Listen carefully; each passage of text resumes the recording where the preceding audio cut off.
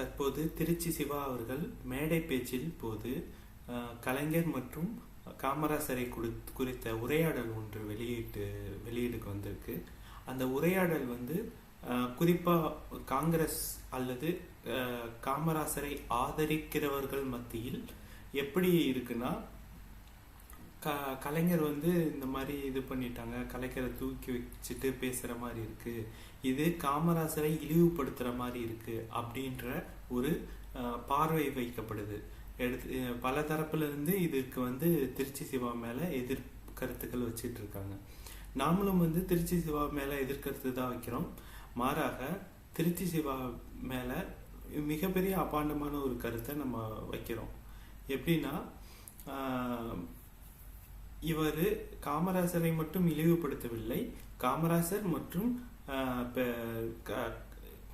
கலைஞர் இரு தரப்பினரையும், காமராசரையும் கலைஞரையும் இவர் சேர்த்தே இழிவுபடுத்துகிறார். ஏனென்றால் அரசியல் பேசுறதுக்கும் அரசியல் கருத்துக்கள் நிறைய இருக்கு. காமராஜர் செஞ்ச நல்ல விஷயங்கள் நிறைய இருக்கு, பல தவறான விஷயங்களும் இருக்கு. கலைஞர் செஞ்ச நல்ல விஷயங்கள் இருக்கு, பல தவறான விஷயங்கள் இருக்கு. அதெல்லாம் உரையாடல், அதெல்லாம் பெரிய வாதத்துக்கு உட்பட்டது. ஆனால் ரெண்டு தரப்பினருமே, கலைஞரும் சரி காமராஜரும் சரி, அரசியலுக்காகவும் சமூக நீதிக்காகவும் கல்விக்காகவும் போராடினவங்க. அவங்க நிறைய கருத்துக்களை நம்மளுக்காக உழைச்சிருக்காங்க. அதை விட்டுட்டு இருவரையும் இழிவுபடுத்துற மாதிரியான பேச்சு, அவங்கள சிறுமைப்படுத்துற மாதிரி அவங்களுக்குள்ள இருக்கிற பர்சனலான விஷயங்களை ஷேர் பண்ணிக்கிறது, இதெல்லாம் ரொம்ப மிக அபத்தமான அரசியல்.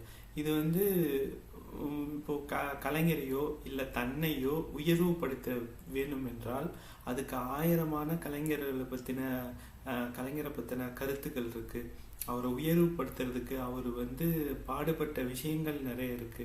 அதை சொல்லாம அவரோட அரசியலையே சிறுமைப்படுத்துற விஷயம்தான் இந்த பர்டிகுலரா அவர் ஏசி போட்டு கொடுத்தாரு, காமராசர் போன இடத்துல எல்லாம் ஏசி போட்டு கொடுத்தாரு.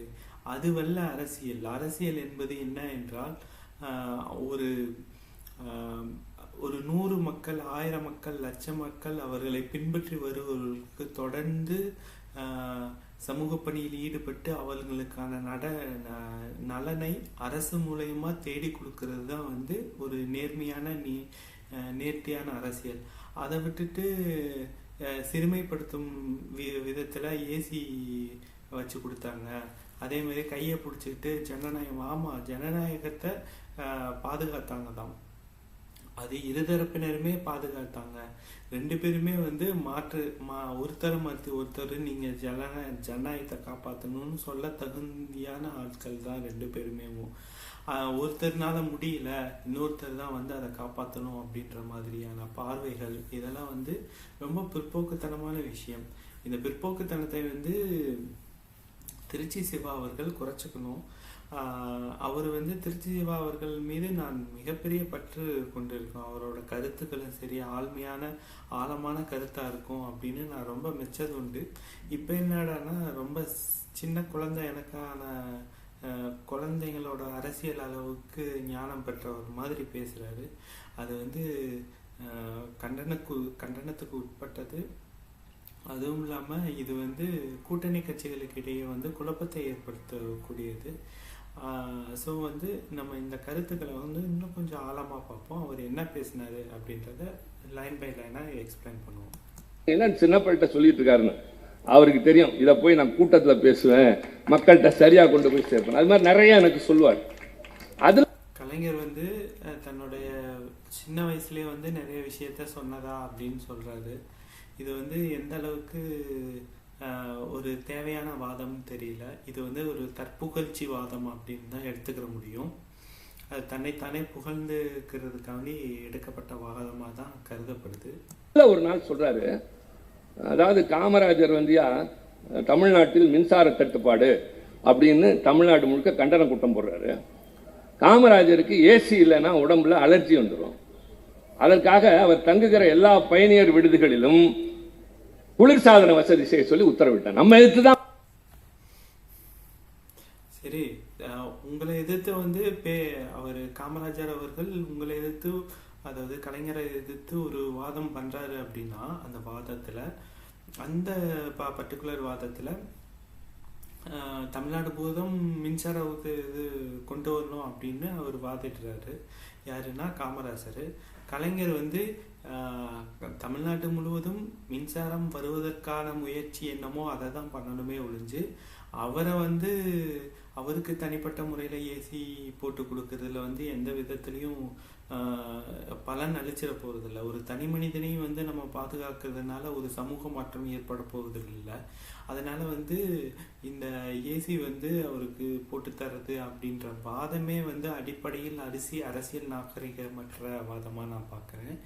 ஏன்னா வந்து அரசியல் நாகரிகம் என்பது எப்படி இருக்கணும்னா, ஒரு புது விஷயங்களுக்கான செயல்முறையாக இருக்கணும். இப்போ நான் வந்து ஒருத்தவர் என்னை எதிர்க்கிறாரு அப்படின்னா அது புது விஷயமா இருக்கணும். நான் வந்து அதுக்கு செயல்படுறதும் புது விஷயமா தான் இருக்கணும். நிறைய பேருக்கு பலனளிக்கிற மாதிரியான செயல்களை தான் நான் செய்யணுமே ஒழிஞ்சு, அந்த தனிநபரை வந்து பிராக்கெட் போட்டு வச்சுக்கிறது மாதிரியான செயல்களாக இருக்கிறது வந்து நாகரிகமற்றது தான். சப்போஸ் இது நடந்துச்சா நடக்கலையா அப்படின்றது அடுத்த வாதம். ஆனால் இது நடக்கும் பட்சத்தில், அவ்வாறு செய்திருக்கும் பட்சத்தில், இது வந்து தனிமனித பாதுகாப்பு நலன் சம்பந்தமான விஷயமே ஒழிஞ்சு இது பொது சமூக நீதிக்கான செயல்பாடே கிடையாது. தனி மனிதனை காப்பாற்றுவதன் மூலமாக சமூக மாற்றம் ஏற்படுறது. மாறாக சமுதாயத்தில் போய் தொடர்ந்து கல்விக்காகவும் பாதுகாப்புக்காகவும் போராடும் பட்சத்தில் தான் சமூக நீதி கிடைக்கும். பேசுறாரு.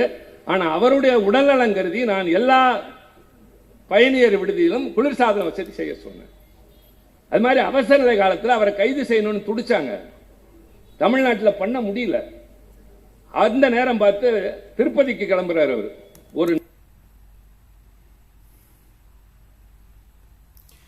வந்து இந்த மாதிரியான கருத்துக்கள் பொதுவெளியில் பேசுறது வந்து எனக்கு என்ன தோணுதுன்னா, இது அரசியல் சார்ந்த சிந்தனையிலிருந்து நீர்த்து போகும் தன்மையை ஏற்படுத்துது அப்படின்னு தான் தோணுது. பொதுவாக வந்து அரசியல் அப்படின்றது பல மக்களை ஒருங்கிணைப்பதற்கும் அவர்களை வழிநடத்துவதற்கும் என்ன மாதிரியான முடிவு எடுக்கணும், அரசு சார்ந்த நிறுவனங்கள் எந்த விட மாற்றம் ஏற்படணும் அப்படின்றத விட்டுட்டு தனிநபரை வந்து கைது செய்யக்கூடாதுன்றதும் கைது செய்ய அப்படின்றதும் எந்த விதத்துலையும் ஒரு பக்குவமான அரசியல் கருத்தாடலாம் நம்ம எடுத்துக்க முடியாது. இது வந்து ஒரு எனது சிற்றரசியலாக தான் நம்ம பார்த்துக்கிற முடியும். ஸோ வந்து இந்த மாதிரியான தொடர்ந்த கருத்துக்கள், அரசியல் சார்ந்த கருத்துக்கள் வேணும்னா நம்ம சேனலை சப்ஸ்கிரைப் பண்ணுங்கள். தொடர்ந்து இந்த மாதிரியான பல கருத்துக்கள் வரும். நன்றி.